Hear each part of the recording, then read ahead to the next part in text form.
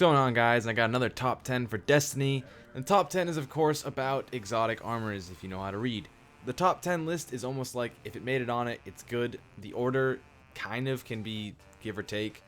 Some of these can be ranked over than others and used to you because one, I am a full-blown hunter. I have 2 hunters and 1 warlock. So for the Titans, I kind of understand it because Titans, I have a lot of friends that are Titans. However, like warlocks, don't have a lot of ideas or like knowledge of them, what they like. I'm not all that.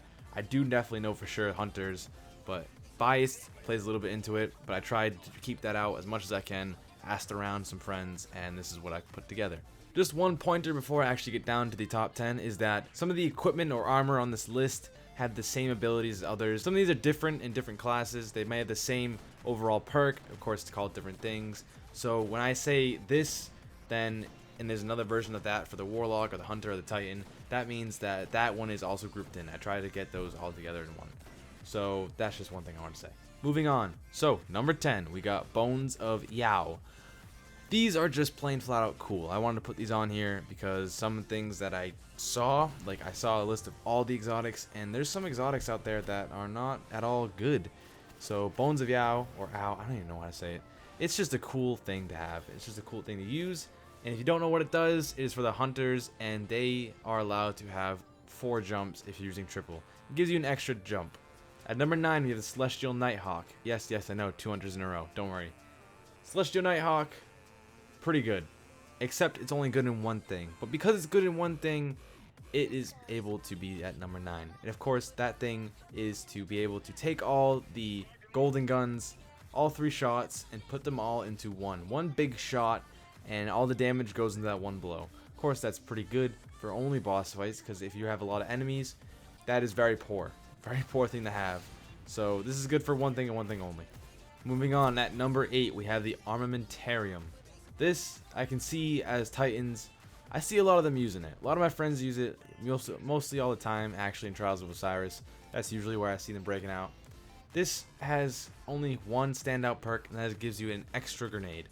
Extra grenades are helpful for many things. If you guys remember way the hell back when Atheon could be pushed off, this was the best thing you could have. This would allow you to throw a grenade down and another one, and he would be falling off. Of course, that is long past, and it's now on to this Trials of Osiris, which I see most of these. And it's helpful, because grenades, you know, sometimes can be one shot, depending on which one you're using. You throw 2 lightning grenades down, that's super helpful, amazing. But it also looks pretty cool. Number 7, we have the Mask of the Third Man. Now, this is another hunter one. Now, what Mask of the Third Man does is it pretty much just lengthens your arc blade. This is super helpful in PvP mostly, and this is extremely handy when we're doing Prison of Elders. Prison of Elders, you have the disable the mine, stand in the circle, and just kind of wait through all that stuff. This is where Mask of the Third Man is very handy. You can use it, go invisible, because of course Arcblade has that perk where you go invisible, and it lengthens that. So you can stay invisible for a good amount of time, and of course you can always just use it at the last second and get that extra invisibility, and you will be just fine. Disabling the mines is by far the easiest round with this. And at number 6, we have Rune Wings. Now Rune Wings have very unique perk, and that allows you to have, or I wouldn't say have, it allows you to be able to have enemies drop a lot of heavy ammo. Now all the heavy ammo leads to a lot of damage being done. This is just a great thing to have in general. It is so helpful when you want to nuke a boss, and usually as a hunter or as a warlock, you're gonna have a lot of problems with heavy ammo. Not with Titans. Titans are just like, oh yeah, I'm full, I got full Galahorn, and I also can pop a synth. Now, hunters, warlocks, we're sitting there kind of thinking, okay, I got 2 minutes to my next synth, and that's a problem. We got Rune Wings, you're good. You don't even need this problem. This problem is completely out of the question. At number 5, we have the Obsidian Mind. Obsidian Mind is definitely something that is unique. When used properly, as I've seen on Reddit and forums, people have posted videos of this, when used properly, you can use a Nova Bomb. Now when you use Nova Bomb kills help you regen faster, or regen your super faster for another Nova Bomb. As you see, it's for warlocks. Now if you get a lot of kills with one Nova Bomb, you almost have a second Nova Bomb. That's pretty helpful when it comes to PvP. It can be quite devastating, actually. Moving on to number 4, we have the Ram. The Ram, besides looking by far the best helmet in the game, in my opinion, it looks truly amazing. It also has some pretty good perks. Of course, just like actually most of exotics, you can replenish health over time with the Orb of Light, you can replenish super energy when you kill an enemy with melee, and increased armor and all Voidwalker melees trigger lifesteal on hit. That's very annoying and it's thundering. When you go in Trials of Osiris, because that's usually that's the pinnacle of PvP right there, I'm going to talk about a lot. You go into Trials of Osiris, you got a Warlock hitting you, and you're trying to melee, trying to double melee, trying to get the kill.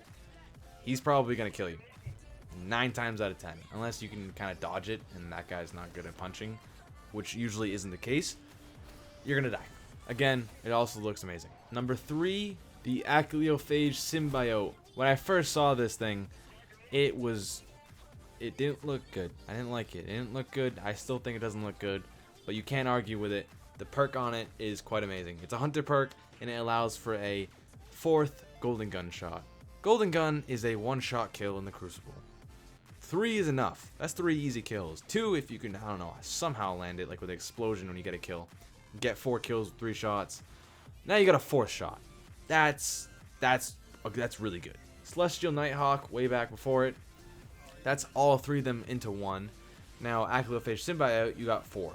So, I don't know. Maybe you can do math, but that's better.